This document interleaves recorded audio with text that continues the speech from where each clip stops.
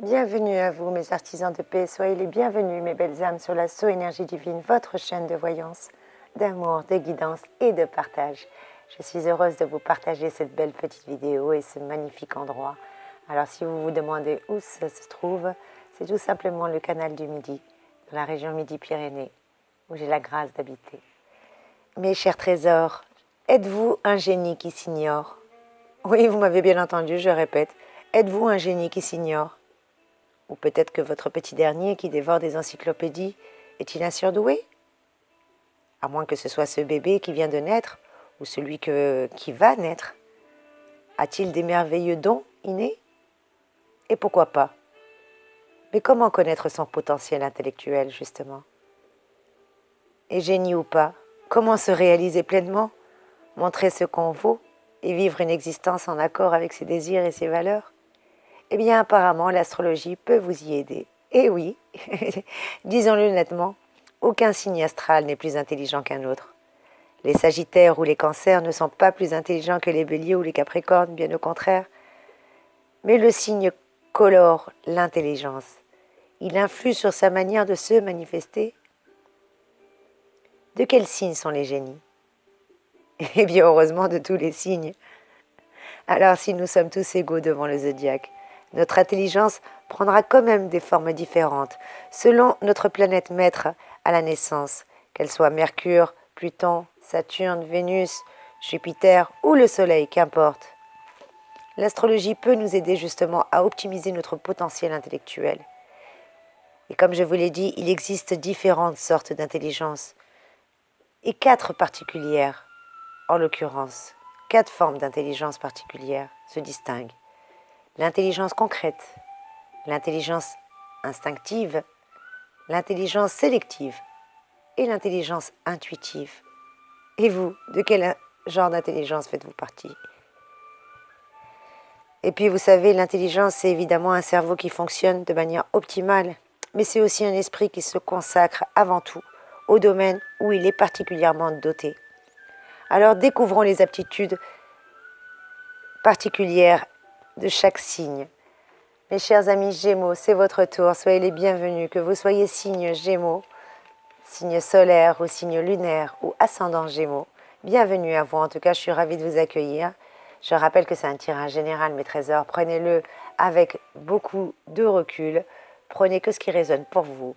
Merci de le prendre avec déraison et surtout légèreté et humour. Mes petits Gémeaux, vous apparemment, votre intelligence et votre acuité...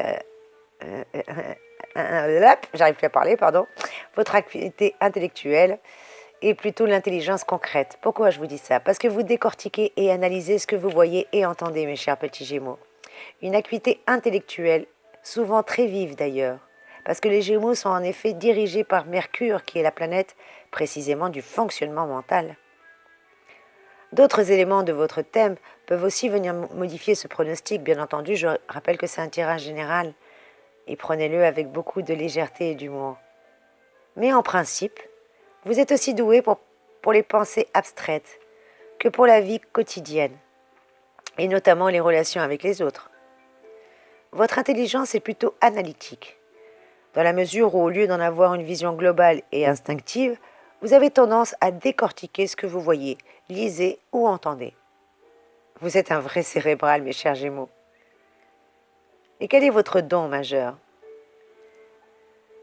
Vous liez avec les autres, mais aussi maniez le langage avec une habileté exceptionnelle.